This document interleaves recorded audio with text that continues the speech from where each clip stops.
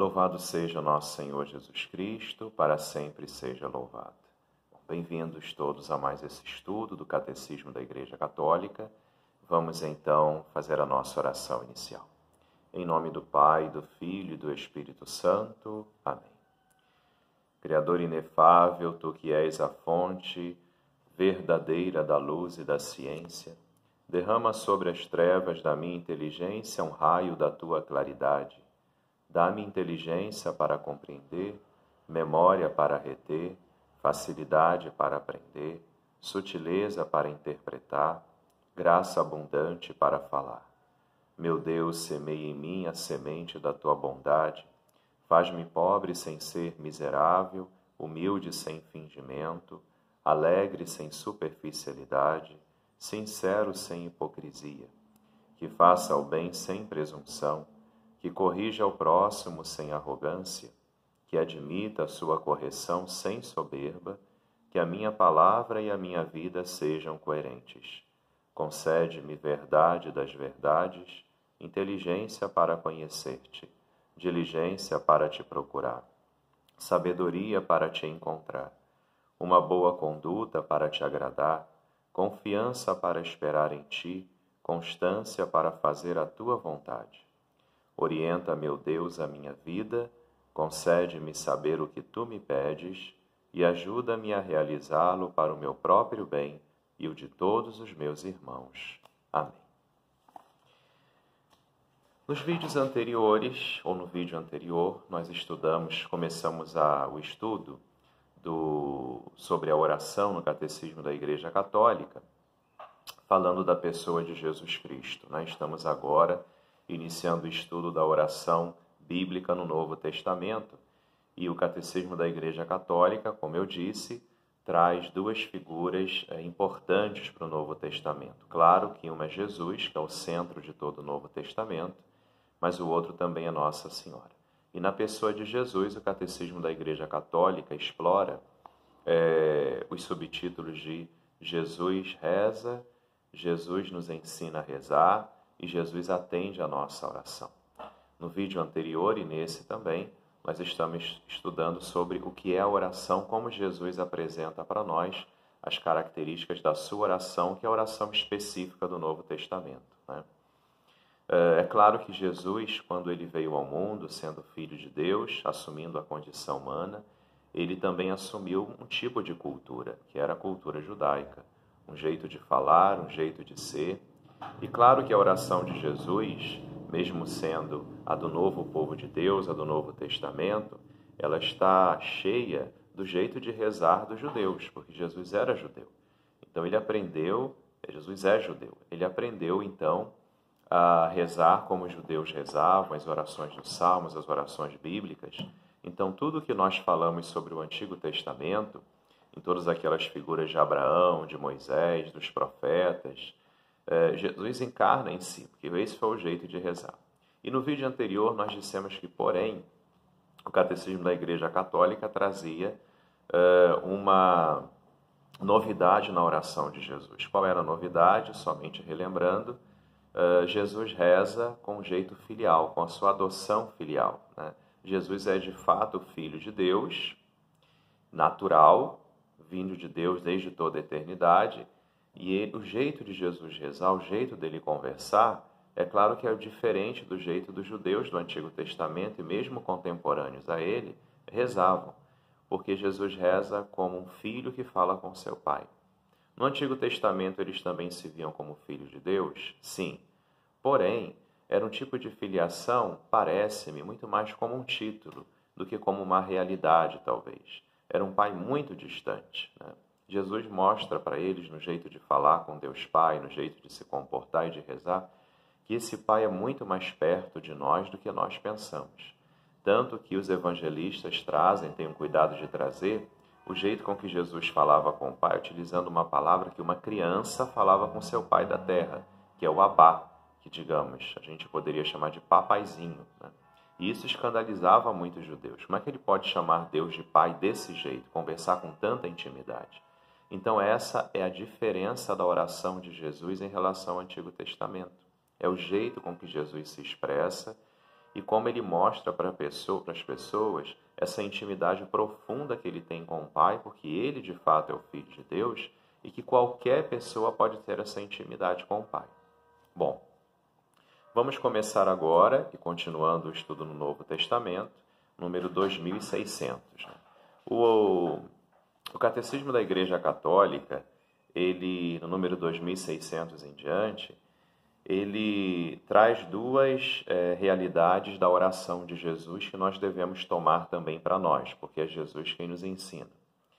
Ele diz o seguinte: Jesus Cristo, antes de tomar qualquer decisão muito importante na sua vida, ele sempre se colocava em oração. E é isso que nós precisamos aprender ou reaprender a fazer. Não tomar nenhuma decisão, sobretudo decisões muito sérias, que vão mudar a nossa vida, a vida das pessoas que estão ao nosso redor, sem antes rezar. Sem antes, de fato, procurar ouvir a voz de Deus para saber se aquilo que estamos fazendo está de acordo com a sua vontade e com o seu projeto. É isso que o Catecismo da Igreja Católica nos mostra e nos ensina, né? Por exemplo, diz o Catecismo que antes de Jesus viver momentos difíceis na sua missão, ele se colocou em oração. Mas antes de Jesus também entregar a missão aos seus apóstolos, ele também se coloca em oração, para poder estar em conformidade com a vontade do Pai. O seu coração humano, melhor dizendo, em seu coração humano, Jesus trazia a vontade de sempre fazer a vontade do Pai.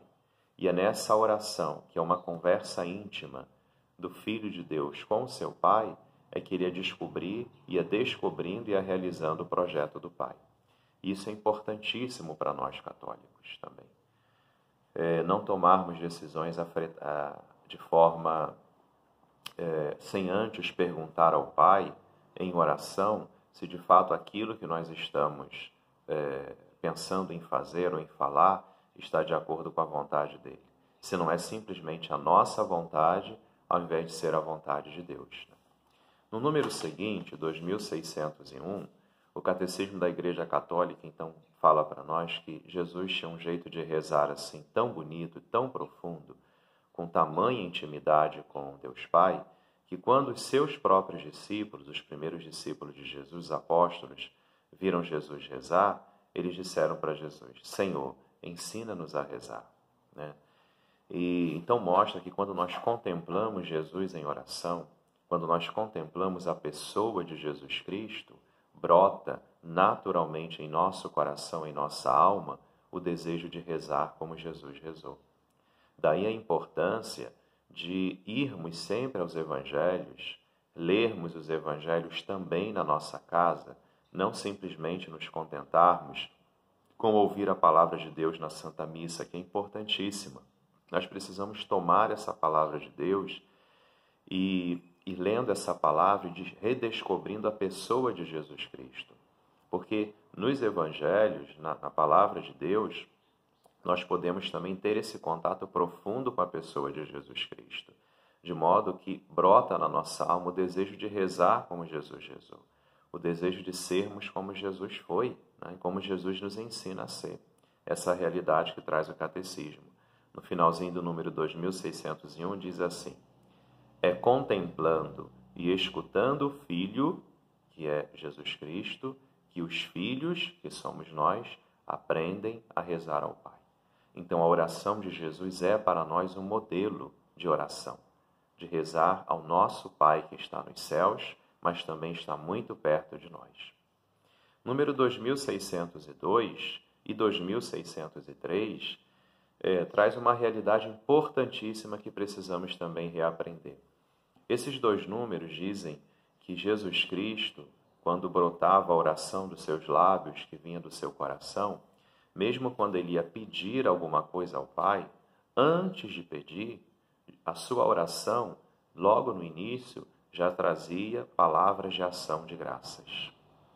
Palavras de agradecimento por tudo aquilo que Deus é, que Deus Pai é, e por tudo aquilo que Deus Pai concede aos seus filhos.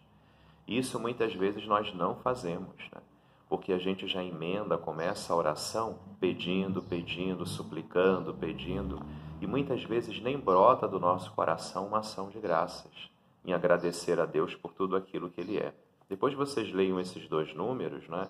Trazem coisas muito interessantes, mas digamos que a palavra-chave, o pensamento-chave desses dois números, 2602 e 2603, é exatamente essa ideia de que a oração de Jesus, seja ela qual fosse, vinha sempre precedida por uma ação de graças. O que seria isso, né? Aí no finalzinho do número 2603 diz assim: toda a oração de Jesus está nesta adesão amorosa do seu coração de homem ao mistério da vontade do Pai. Ou seja, Jesus, ele tinha sua vida radicada no doador do dom e nos ensina isso. É o que muitos santos diziam, né? Por exemplo, Santa Teresa de Ávila ou Santa Teresa de Jesus, ela dizia que aprendeu a amar o doador dos dons e não primeiramente os dons de Deus, né? Muitas vezes nós queremos os favores de Deus, queremos que Ele nos conceda aquilo que acreditamos ser necessários para a nossa vida, mas não amamos aquele que nos concede os favores. Primeiro Deus, depois as coisas que porventura, por misericórdia livremente, Ele possa nos dar. Essa também é uma novidade da oração de Jesus Cristo, né? Toda a oração de Jesus imbuída desse espírito de ação de graças, primeiro de agradecimento e depois por algum pedido, deve também ser a característica da oração de todo católico. É a oração de reconhecer o amor e a misericórdia de Deus. É a oração onde se reconhece os favores de Deus, mas primeiro se pede a graça de aderir-se àquele que nos concede os dons, àquele que nos concede os favores, de amá-lo acima de tudo, independente de que Ele nos dê aquilo que nós queremos ou não, porque Ele sabe de todas as coisas, Ele conhece a profundidade do coração humano, só Ele sabe o que e o momento certo de nos conceder para a nossa salvação. Essa característica da oração de Cristo é muito bonita e muito profunda, né? E diz aqui no número também 2603 que mesmo nos momentos mais difíceis, por exemplo, no momento da agonia, do estremecimento de Cristo, que como homem, né, ele sente medo de trilhar aquele caminho que o Pai reservou para ele, o caminho da cruz, o caminho do sofrimento, para nos libertar da nossa cruz e do nosso sofrimento, do nosso pecado, mesmo nesse estremecimento, nesse momento de medo, Jesus diz o seu sim, né? Sim, Pai, né? Faça-se como a tua vontade. E esse sim de Jesus uniu-se espiritualmente ao sim da própria mãe Maria Santíssima, no momento em que ela ficou sabendo que seria a mãe do Salvador. Sim, faça-se em mim segundo a tua palavra. Jesus, então, enquanto homem, a pessoa de Jesus Cristo, verdadeiramente Deus e verdadeiramente homem, aprendeu a dizer esse sim a Deus com quem? Com a sua mãe.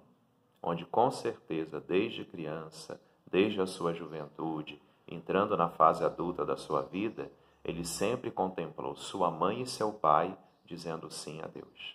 E foi aí que ele aprendeu também a dizer sim ao Pai do céu, né? Bom, e no número 2604,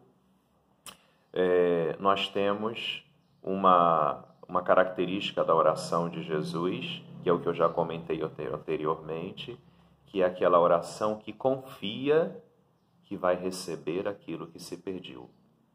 Mas onde está essa confiança de Jesus? Onde está radicada essa confiança de Jesus? Está radicado exatamente em ter o seu coração no verdadeiro tesouro. Qual é o verdadeiro tesouro da vida de Cristo e que Ele nos ensina? Não são os dons de Deus, não são os favores que Deus nos concede. O grande tesouro da vida de Jesus é o próprio Pai. E o grande tesouro na vida de qualquer católico também tem que ser o próprio Pai. Portanto, esses números que nós estudamos, do número 2600 até o número 2604, vão nos mostrando que no Novo Testamento, Jesus que reza nos ensina também a agradecermos a Deus a todo momento, antes de tomar qualquer decisão na vida, de falarmos qualquer coisa, nos colocarmos constantemente em oração para descobrir a vontade de Deus. Então, que esse estudo também venha nos fortificar espiritualmente. Ave Maria, cheia de graça, o Senhor é convosco, bendita sois vós entre as mulheres, e bendito o fruto do vosso ventre, Jesus. Santa Maria, Mãe de Deus, rogai por nós, pecadores, agora e na hora de nossa morte. Amém. Jesus, manso e humilde de coração, fazei o nosso coração semelhante ao vosso. Fiquem na paz de Deus.